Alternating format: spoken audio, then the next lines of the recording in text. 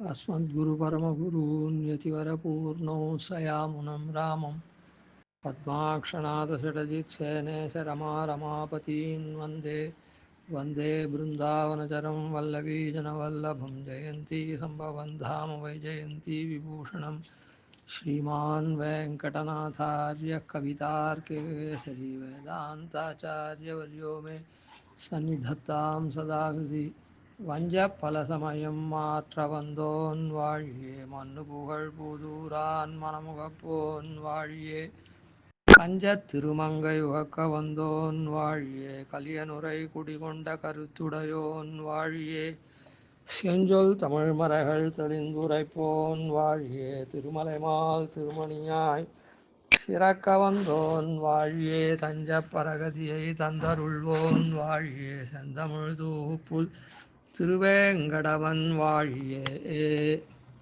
வஞ்ச பரதமயம் மாற்ற வந்தோன் வாழியே.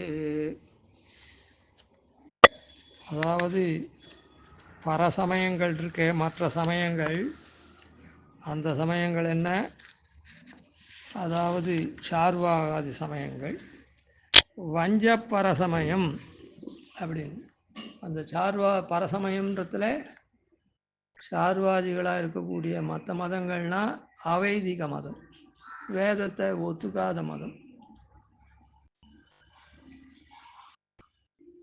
அதே வஞ்சப்பரசமயம்னா வேதத்தை ஒத்துண்டு வேதத்துக்கு அபார்த்தம் சொல்லக்கூடிய மதங்கள், வஞ்சிக்கிற மதங்கள்.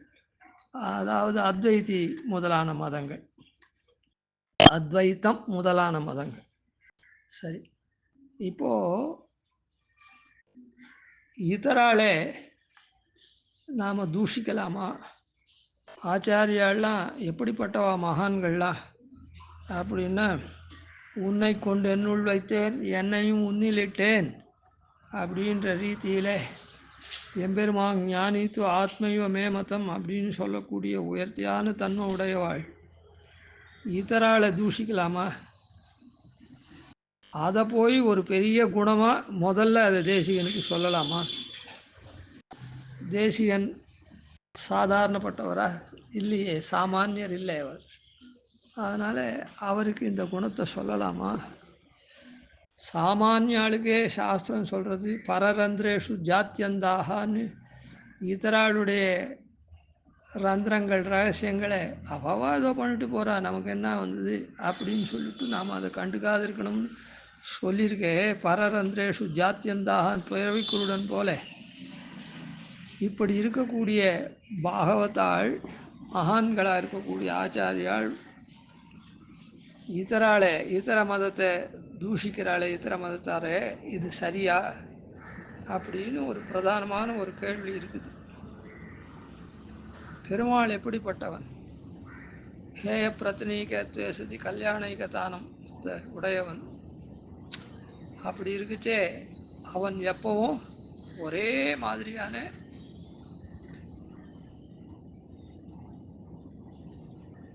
நல்ல குணங்களோடவே கூடினவன். அவன் யாருக்குமே எதுவும் தீங்கே பண்ணுறதில்லை. சமோகம் சர்வபூதேஷு நமேத்வேஷ்யோஸ்தி ந பிரியா அப்படின்னு சொல்கிறான். கொஞ்சம் கூட அவன் தீங்கு இழைக்காதவன், தீங்க நினைக்காதவன். அப்படி இருக்குச்சே அந்த எம்பெருமான் என்ன பண்ணுறான்? மற்றவாளுக்கெல்லாம் சிக்ஷை தரானே அப்படின்னு சொன்னால் சமோகம் சர்வபூத்தேஷு, அவன் என்ன பண்ணுறாளோ அதுக்கு தகுந்த மாதிரி தான். ஏதோ ஒருத்தனுக்கும் நான் பாகுபாடே பார்க்கறது இல்லை அப்படின்னு யாருக்குமே அவன் கெடுதலை நினச்சதே கிடையாது. அப்படியா அவன் நினச்சான்னா கூட கெடுதல் நினைக்கிறது இல்லை. தான் ஊரை சொன்னான், தன் பேரை சொன்னான் அப்படின்னு எதிர்ச்சா சுகிருத்தம், ஆனுஷங்கி சுகிருத்தம், அந்த மாதிரியான சுகிருத்தங்களை கணக்கிட்டு இவன் எப்படியானா இவனை முன்னுக்கு கொண்டு வரணும் அப்படின்னு தான் பார்க்கக்கூடியவன். அப்படி இருக்குச்சே தத்துல்ய ஆச்சாரியாள், அதுவும் சுவாமி தேசிகன் ஆச்சாரிய கோட்டியிலேயே, அதாவது 2 விதத்துக்கும் இவருக்கு பெருமை வரணும்னு ஸ்ரீபாஷ்யக்காரர் கூட அந்த உபய வேதாந்த ஆச்சாரியர் நாம் சொல்கிறதில்லை. அப்படி இவருக்கு தான் அந்த பெருமை வரணுன்றதுக்காக பாஷ்யக்காரர் கூட திருவாய்மொழிக்கு வியாக்கியானம் பண்ணாது இன்னொருத்தரை வச்சு வியாக்கியானம் பண்ண சொன்னேன்.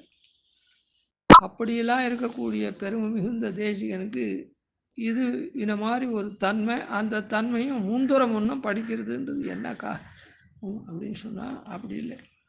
பெருமாள் எப்படி நிர்தோஷனாக இருக்கானோ அவனுடைய ஸ்வரூப ஸ்வபாவத்தெல்லாம் ஆச்சாரியால் நன்னா தெரிஞ்சுட்டுருக்கா. அப்படி நன்னா தெரிஞ்சுட்டு இருக்கிறதுனால அவனுடைய விபூதியில் இருக்கவாளை யாரையுமே இவன் குட்டை, இவன் நட்டேன், இவன் வந்து கண்ணு இதுவாக இருக்குவேன் அதுவாக இருக்கும் கொஞ்சம் கூட பழிக்கவே மாட்டான். அப்படி இருக்குச்சே இதர மதத்தை தூஷிக்கிறது, அதை கண்டிக்கிறது அப்படின்றது எப்படி பொருந்தும் அப்படின்னு சொன்னால், ஒரு லௌகிக உதாரணம். எம்பெருமான் லௌகிக உதாரணம் ஏன் சொல்கிறேன்னா, அவன் வந்து எம்பெருமானே லீலா விபூதியிலே லீலார்த்தம்தான் இந்த லோகத்தையே சிருஷ்டி பண்ணுறான். மகாராஜஸ்ய கேவல லீலைக பிரயோஜனாக கந்துகாத்யாரம்பா திருஷ்யந்தே ததைவ பரஸ்யாபி பிரம்மணா ஸ்வசங்கல்ப மாத்திராவக்லுப்த ஜெகஜன்மஸ்திதி துவம்சாதேஹே லீலைவ பிரயோஜனம் அப்படின்னு பாஷ்யக்காரரும் சாதிச்சிருக்க. அதனால் பெருமாள் பந்து விளையாட்டு அது. அதனால் அதே ரீதியில் அந்த லௌகிக உதாரணம் சொல்கிறேன். இப்போது கிரிக்கெட் போர்டுன்னு ஒன்று இருக்குது. அந்த கிரிக்கெட் போர்டு என்ன பண்ணுறது, கிரிக்கெட் நன்னா ஆடுறவாளை கூட்டு 2 அணிகளை கூட்டு ஆட சொல்கிறா. அப்புறம் நிறைய அணிகளை கூட்டு ஆட சொல்கிறா. ஃபைனல், செமிஃபைனல், அது இது குவார்ட்டர், அது எத்தனையோ இருக்கட்டும் தானமாக போ. அதனால் 2 பேரை கூட்டு ஆட சொல்கிறா. 2 வகையானவாளை. அவன் வந்து இவன் தோற்கணும் இவன் ஜெயிக்கணும்னு நினச்சி பண்ணலை. ஆனால் ஒரு ஆட்டம்னு சொன்னால் ஒருத்தன் தோக்க தான் தோப்பான், ஒருத்தன் ஜெயிக்க தான் ஜெயிப்பான். அப்போ எல்லாருமே நாம் ஜெயிக்கணும், நாம் தான் அந்த முதல் பரிசு வாங்கணும், ஜெயிச்சோன்றது இருக்கணும் அப்படின்றதுக்கு உண்டான முயற்சியில் ஈடுபடுவான். எல்லாருக்குமே இவன் வந்து சன்மானம் பண்ணுவான், ஜெயிச்சவாளுக்கு அதிகமாக பண்ணுவான். அதில் கலந்துண்டவா எல்லாருக்கும் சமமாக சன்மானம் பண்ணிவிடுவான், ஜெயிச்சவனுக்கு அதிகமாக கொடுப்பான். இப்போது ஆனால் அதில் வந்து இது விளையாட்டுன்னு ஆரம்பிச்சுட்டதுனால நாம் ஜெயிக்கணும் அப்படின்றதுனால அவன் வந்து அந்த எண்ணத்தோடு கூடவே ஒவ்வொருத்தனும் ஆடுவன். ஆனால் அதில் எவனோ ஒருத்தன் தோற்றுருவான், ஒருத்தன் ஜெயிப்பான். இதில் இதுதான் நியதி. இதுக்கு மேலே இந்த தோக்கிறவன் ஜெயிக்கிறவன்லாம் இருக்கானே, இவன்லாம் இதில் வர வருமானத்தை காட்டிலும் இந்த பந்தயம் வச்சு, அதாவது இவன் தான் தோப்பான் இவன் தான் ஜெயிப்பான்னு பந்தயமெல்லாம் வச்சு கட்டி அதுக்கு தகுந்த மாதிரி இவனுடைய சாமர்த்தியத்தை அதிகப்படுத்தியோ கம்மிப்படுத்தி தோக்கிறதோ ஏதோ பண்ணி அது மூலமாக பணம் பெறான்.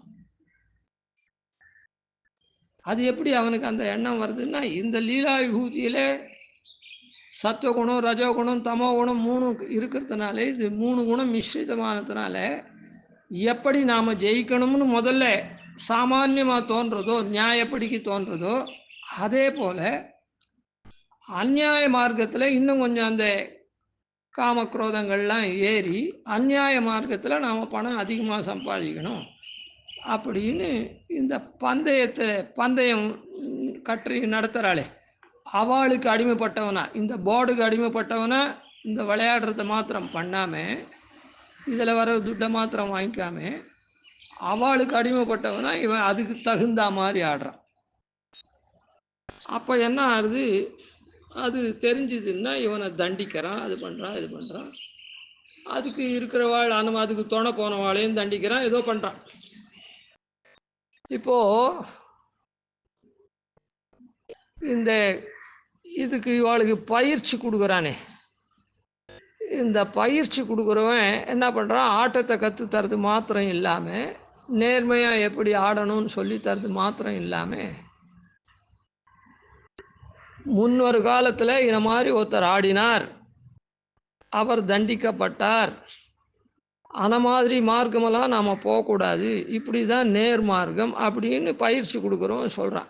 சொல்லச்சே அந்த தப்பான மார்க்கத்தை சொல்லி இது தப்பான மார்க்கம், இந்த வழியில் போகக்கூடாது, நாம் நிரந்தரமாக பேர் வாங்கணும் அப்படின்னு சொன்னால் இப்படி தான் ஆடணும், அந்த மாதிரி ஆடக்கூடாது அப்படின்னு சொல்லி அந்த பயிற்சி கொடுக்குறவன் இவனுக்கு எப்படி அந்த பயிற்சியெலாம் அளிக்கிறானோ, காரணம் என்ன, இவன் நிரந்தரமாக இந்த ஆட்டத்தில் புகழ் பெறணும்.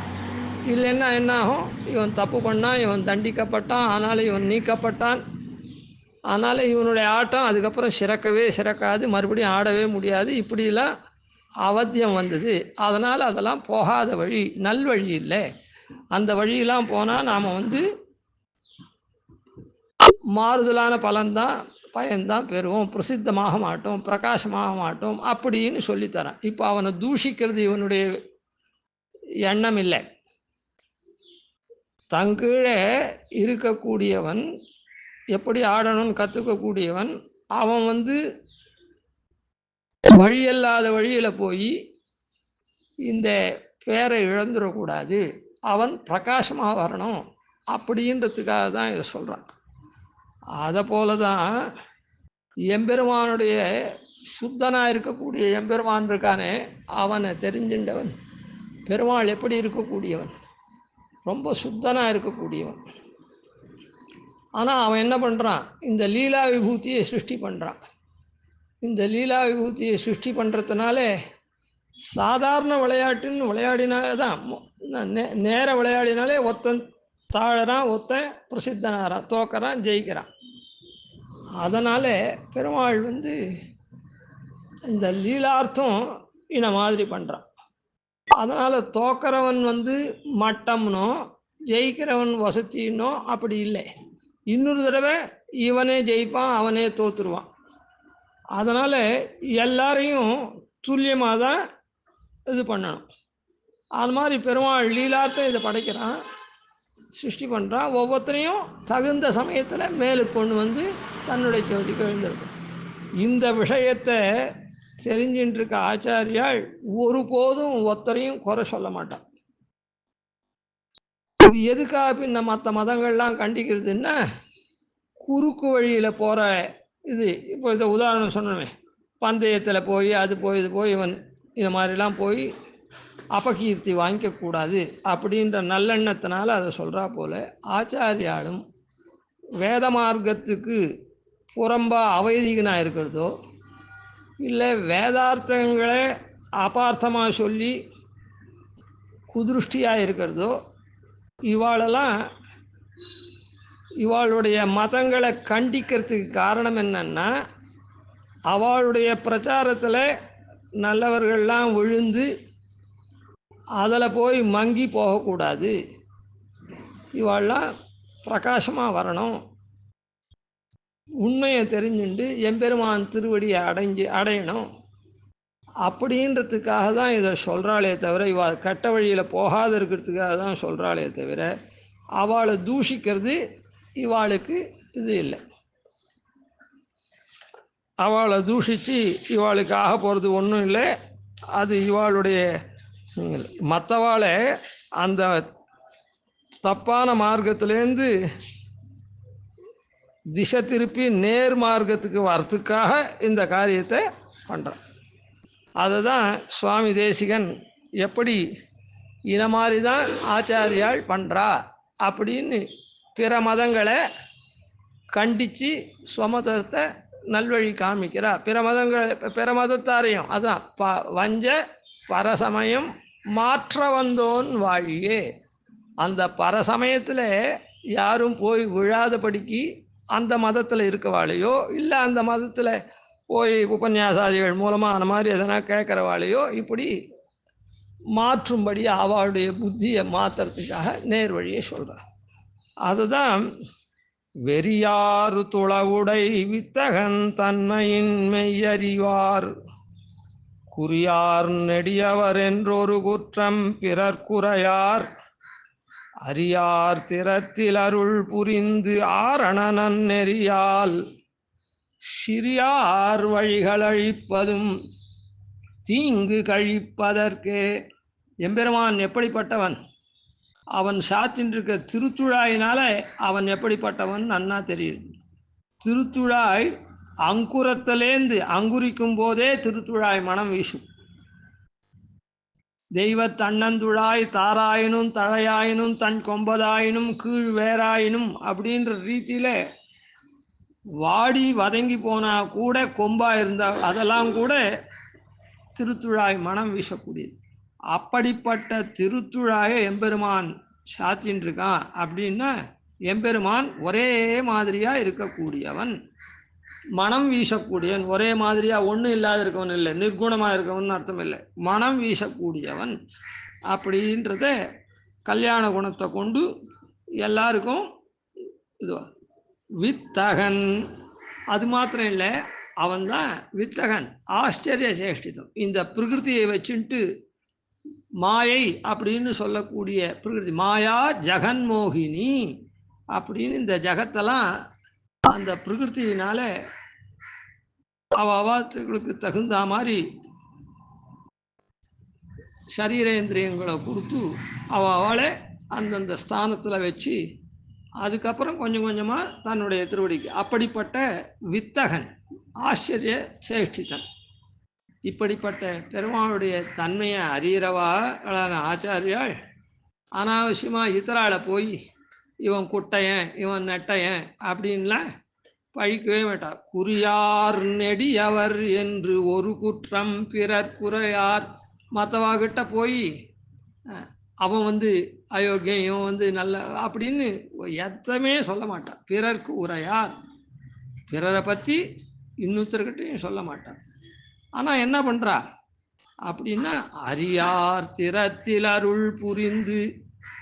அதாவது ஞானம் இல்லாத ஜனங்கள் அப்படி எப்படி ஓடுறத ஒவ்வொருத்தர் பின்னாலே, ஒருத்தரை பார்த்த உடனே இவா தான் நல்லவா அவா தான் நல்லவா அப்படின்னு சொல்லிட்டு, அந்த மாதிரி அறியாராக இருக்கவாள் இடத்துல அருள் புரிந்து கிருபையோட கூட என்ன பண்ணுறார், ஆரண நன்னெறியால் வேத மார்க்கத்தை, வேதம் காண்பிக்கக்கூடிய நன்மார்க்கம் நன்னெறி, நன்னெறியை அவர் குறைத்த உய்ய கொண்டார். நெறின்றது பக்தி யோகம், நன்னெறின்றது அதை காட்டிலும் எல்லாருக்கும் சுலபமானது. எல்லாரும் பக்தி யோகம் எல்லாரும் பண்ண முடியாது. அப்படி ஆரண நன்னெறியால் வேதம் காட்டக்கூடியதான நன்னெறியான பிரபத்தி மார்க்கத்தினால அந்த பிரபத்தியை வரையில். அப்படின்னா என்ன, கண்ணன் கீதையில் எப்படி சொன்னான், கீழேந்து எல்லாத்தையும் சொல்லின்னு வந்து கடைசியில் பிரபத்தியை சொன்னான். அதுபோல எல்லா தத்துவார்த்தங்களையும் சொல்லி இந்த நன்னெறியான பிரபத்தி மார்க்கத்தையும் காண்பிக்கிறார். அதனால் சிறியார் வழிகள் அழிப்பதும், சிறியாராக இருக்கக்கூடிய அல்பஜாளாக இருந்து அவள் வந்து வேதத்துக்கு புறம்பா அர்த்தம் சொல்கிறதோ இல்லை வேதத்துக்கு ஒவ்வாத அர்த்தங்களை சொல்கிறதோ வேதத்தை ஒத்துண்டு இப்படி இருக்கக்கூடிய சிறியாருக்கால அவளுடைய சின்ன புத்தி, சின்ன புத்தியினால் அவள் எவ்வளோ தூரம் புத்தி இருக்குதோ அவ்வளோ தூரம் அவள் வந்து அவள் மதத்தை ஸ்தாபனம் பண்ணுறாள். அந்த சிறியார் வழிகள் அழிப்பதும் அது, அதனால் மதத்தை ஸ்தாபனம் பண்ணால் அது 10 பேர் அதை அந்த வழியில் அந்த மார்க்கத்தில் போகிறான். அதனால் அந்த வழிகளை அழிக்கிறா. இதெல்லாம் இப்படி இல்லை, மேலே வரணும், இந்த இது சரியில்லை இவா சொல்கிறது அப்படின்னு கண்டிக்கிறது இருக்குதே. சிறியார் வழிகள் அழிப்பதும் தீங்கு கழிப்பதற்கு.